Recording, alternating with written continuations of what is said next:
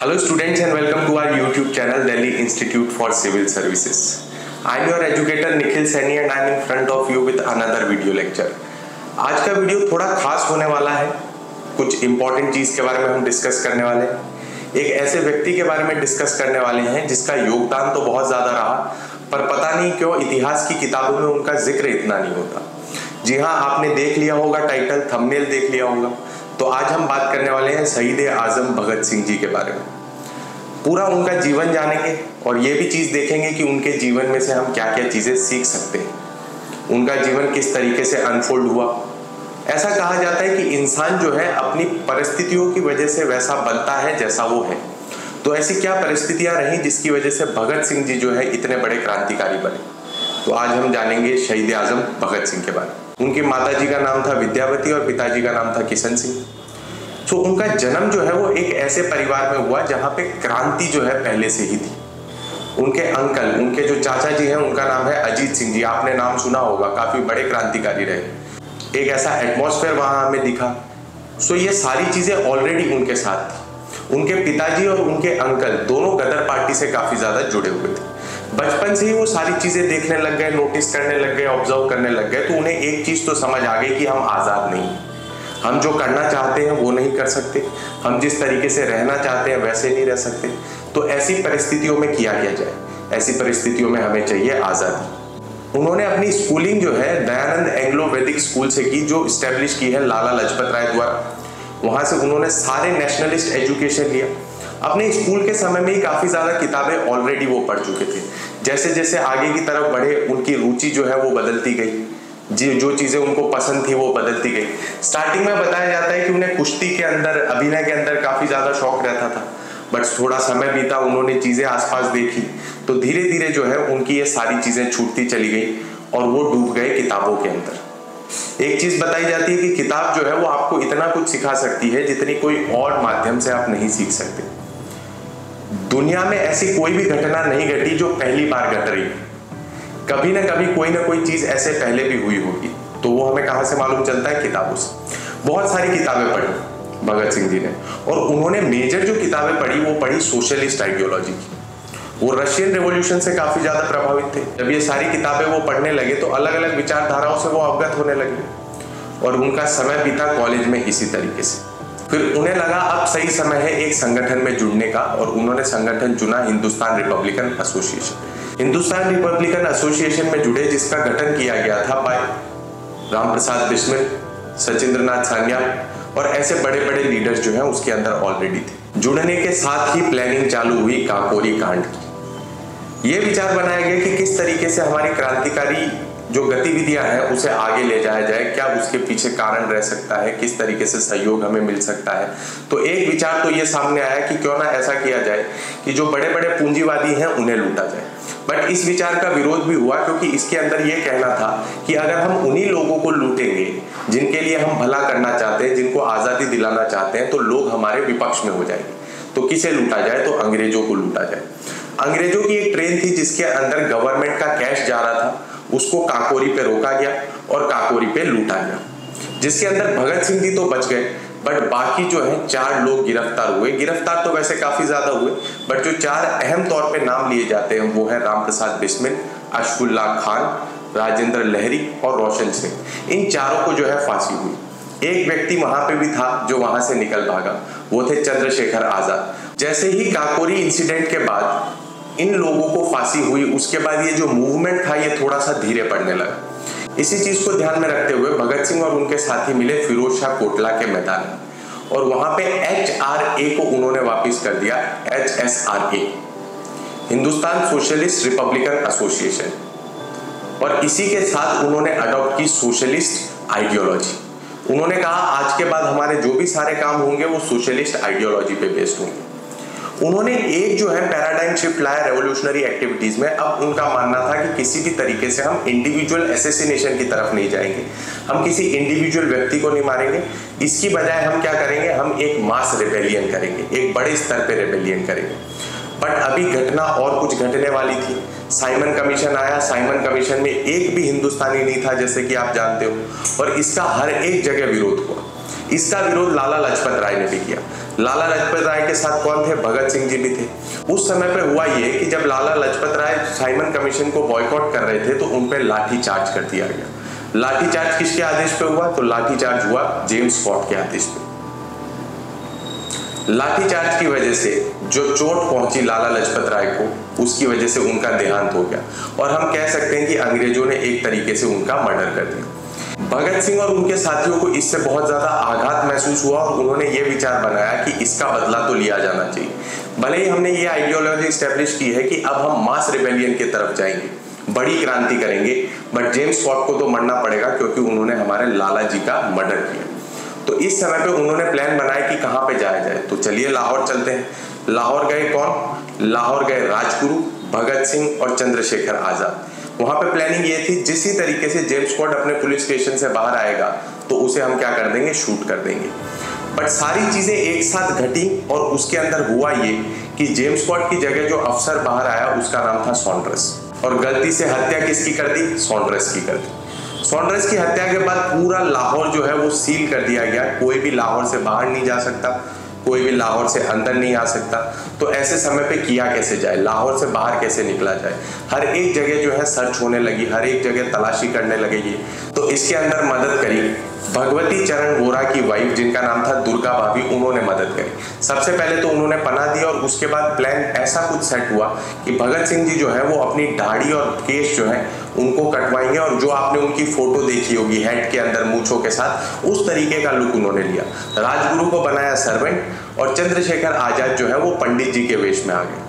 जैसे कि उनका नाम भी था पंडित जी, तो वो पंडित जी के वेश में आ गए और वो वहां से निकले। तो इस तरीके से देखिए वो वहां से फरार हो गए और कलकत्ता की तरफ आ गए। बात अब ये थी कि किस तरीके से बहरों को सुनाया जाए, क्योंकि आप ये चीज देख सकते हैं कि इस दौर तक किसी भी तरीके से HSRA की कोई भी एक्टिविटी को जो है पब्लिसाइज नहीं किया जा रहा था। न्यूज़पेपर किसी भी तरीके से इनकी आइडियोलॉजी बता नहीं रही थी। सब लोगों को ये लग रहा था कि ये टेररिस्ट है। तो किया क्या जाए?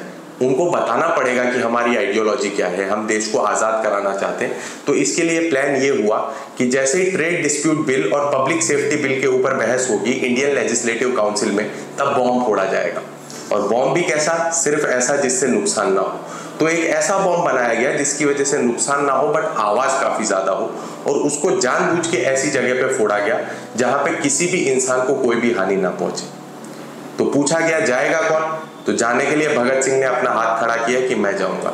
सब लोगों ने इसका विरोध किया क्योंकि भगत सिंह जो है काफी बड़े लीडर थे और उसी के साथ साथ जो लाहौर के अंदर हुआ था उसकी फाइल अभी तभी नहीं थी। बट भगत सिंह जी ने सबको मना लिया, कहा कि इस मुद्दे के ऊपर मुझसे बेहतर कोई नहीं बोल सकता। अगर मुझसे बेहतर कोई नहीं बोल सकता तो जाना भी मुझे ही चाहिए। बटुकेश्वर दत्त और भगत सिंह जी गए ILC में, वहां बॉम्ब फोड़ा। बहरों को तो नहीं सुनाई दिया बट एक बहुत बड़ी घटना वहां पे घटी कि ILC के अंदर पहली बार बॉम्ब फूटा। इसकी चर्चा ब्रिटिश पार्लियामेंट तक होने लगी, पूरे देश विदेश के अंदर इसकी चर्चा होने लगी। जो भगत सिंह जी चाहते थे वो होने लगा। बट अभी उनका काम खत्म नहीं हुआ था। उन्होंने अपनी इच्छा से अपने आप को अरेस्ट करवाया। देखिए, सोचिए कितनी बड़ी घटना है। उन्हें मालूम था कि अगर मैं यहाँ पे अरेस्ट हो जाऊंगा तो इसकी बहुत बड़ी शक्यता है कि मैं वापस जीवित वापस बाहर नहीं आऊंगा। बट फिर भी उन्होंने अपने आप को अरेस्ट करवाया। क्या कारण रहा इसके पीछे? उनका मानना यह था कि जब हम कोर्ट के अंदर जाएंगे, कोर्ट के अंदर हमारी पेशी होगी, उस समय पे जो है हमारी बात हम सामने रखेंगे। अब कोर्ट के अंदर जो हम बात रखेंगे उसको तो सुनना पड़ेगा, उसको तो न्यूज़पेपर वालों को भी पब्लिश करना पड़ेगा। ऐसा तो हो नहीं सकता कि न्यूज़पेपर वाले उसको पब्लिश करने से मना कर दें। तो जैसे ही वो कोर्ट के अंदर जाते, इनकलाब जिंदाबाद के नारे लगते, सब हंसी खुशी वहां पे पहुंचते, अपनी बात सामने रखते, हर एक चीज वहां पे बताई जाती। जब वो कहते कि आप टेररिस्ट हो तो भगत सिंह और उनके साथी कहते कि हम टेररिस्ट कहाँ हैं, हम तो क्रांतिकारी हैं। ठीक है, हम तो क्रांतिकारी हैं, हम तो देश को आजाद कराना चाहते हैं। आप हो लुटेरे, आप हमारे यहाँ पे आए, आप ट्रेडर बन के आए थे और आज के समय पे आप हमको लूट रहे हो। तो सारी बातें जो है पब्लिश होने लगी। और ये चीज मैं दावे के साथ कह सकता हूं कि उस दौर के अंदर जब कोर्ट के अंदर पेशी चल रही थी, भगत सिंह जी से पॉपुलर लीडर पूरे इंडिया में भी कोई नहीं था। और ये चीज मैं दावे के साथ कहता हूं कि पूरे इंडिया में उनसे ज्यादा पॉपुलर उस समय पे कोई नहीं था। आप कोई भी नाम उठा के देख लीजिए, उनसे ज्यादा पॉपुलर वो नाम नहीं था। सिर्फ यहीं तक नहीं रुके, वो जेल के अंदर भी बुक्स पढ़ने लगे, जेल के अंदर से भी वो लेटर्स लिखने लगे। उसमें से कुछ हमारे पास अभी हैं और बाकी के नहीं है। तो ये सारी गतिविधियां वो जेल से भी करने लगे।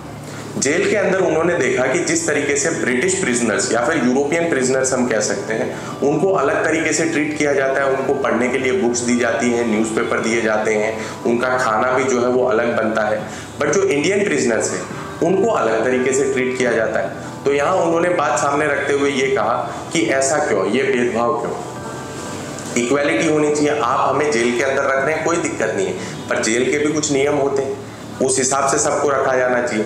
तो कहा गया साहब आपको ये फैसिलिटीज़ नहीं मिलेंगी, आपको किसी भी तरीके से ये फैसिलिटीज़ नहीं मिल सकती।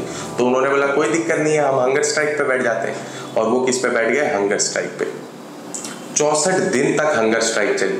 क्या कुछ नहीं किया अंग्रेजों ने हंगर स्ट्राइक तोड़वाने के लिए, उनको मारा पीटा, बर्फ की सिल्लियों पे लेटाया, उनके गले में पाइप डाल के दूध डालने की कोशिश करी।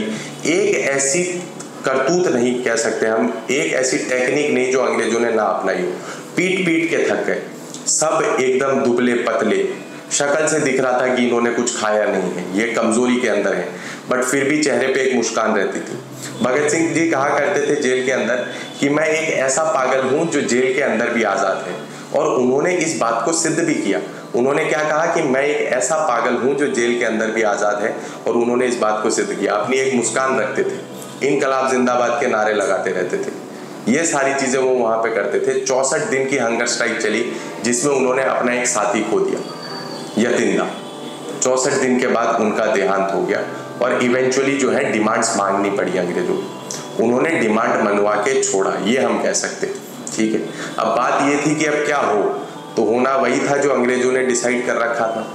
24 मार्च 1931 का दिन निर्धारित किया गया फांसी के लिए कि 24 मार्च को उन्हें हम फांसी देंगे। पूरे देशों दुनिया के अंदर उनके लिए पिटीशन जारी करी जाने लगी, इरविन को पत्र लिखे जाने लगे कि इनकी माफ़ी जो है दी जाए, इनको किसी भी तरीके से हम फांसी नहीं दे सकते। सब लोग पिटीशन रखने लगे सामने, सब लोग अर्जियां देने लगे। और उस समय पे हम ये चीज़ दौर देख सकते हैं कि हुआ क्या, कि हुआ ये कि फांसी जो 24 मार्च 1931 को दी जानी थी, उसकी डेट जो है वो कट शॉर्ट कर दी गई। उसकी डेट क्यों कट शॉर्ट कर दी गई, क्योंकि लोगों को ये लग रहा था, अंग्रेज़ों को ये लग रहा था कि हो सकता है कि जेल पे हमला हो जाए, इसलिए पहली बार शाम के समय पे फांसी दी गई। 23 मार्च 1931 को शाम के समय पे भगत सिंह, राजगुरु और सुखदेव को फांसी के लिए ले जाया जा रहा था। जब भगत सिंह, राजगुरु और सुखदेव को फांसी के लिए ले जाया जा रहा था, तब वो एक किताब पढ़ रहे थे, और उन्होंने सिर्फ इतना पूछा कि हो गया समय, जी हाँ हो गया। और उन्होंने जो किताब पढ़ रहे थे उसका पन्ना वहां पे फोल्ड करके रख दिया। उन्होंने कहा मुझे 2 मिनट तो दीजिए, क्रांतिकारी दूसरे क्रांतिकारी से बात कर रहा है। इस तरीके का उनका जुनून था, और हंसते हंसते तीनों जने फांसी के फंदे पे झूल गए। ये जो हमारे क्रांतिकारी रहे, इसी की वजह से आज हमारा देश आज़ाद है। भगत सिंह जी के बारे में बहुत सारी ऐसी कहानियां हैं जिसके बारे में अगर मैं चर्चा करूंगा तो चर्चा करता ही रहूंगा। उसमें से मुख्य तौर पे मैंने आपके बारे में सामने कुछ कहानियां रखी। भगत सिंह जी इनिशियली जो है वो रिवॉल्यूशनरी नहीं थे, बट जैसे चौरा चौरी मूवमेंट के बाद नॉन कॉपरेशन मूवमेंट को वापस ले लिया गया, तो भगत सिंह जी को लगा कि नहीं, इस रास्ते से तो हम आज़ादी कभी भी नहीं पा पाएंगे, तो हमें करना क्या चाहिए, हमें क्रांति करनी चाहिए।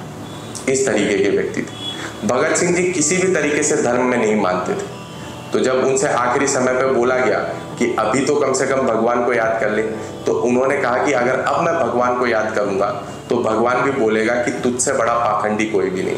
तो अंतिम समय तक जब मौत सामने थी, दिख रही थी मौत, उस समय तक भी उन्होंने क्या किया, वो अपनी उसी गतिविधि पे अड़े रहे, अपने उसी आइडियोलॉजी पे अड़े रहे। ठीक है, इस पे एक बहुत बड़ी बात मुझे याद आ रही है, युद्ध नहीं जिनके जीवन में वह भी बड़े अभागे होंगे, या तो प्रण को तोड़ा होगा या फिर रण से भागे होंगे।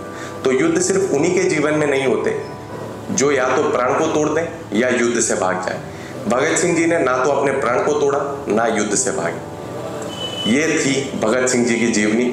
मुझे मालूम है कि उनका जीवन इतना बड़ा है कि अगर मैं सारी बातें रखने जाऊं तो पूरे दिन उसके बारे में चर्चा कर सकते हैं, बट मुझे उम्मीद है कि मैंने आपके सामने जो बातें रखी वो आपको अच्छी लगी होंगी और आपको सीखने के लिए ज़रूर कुछ मिला होगा। So thank you very much. Please like, share and subscribe. Thank you.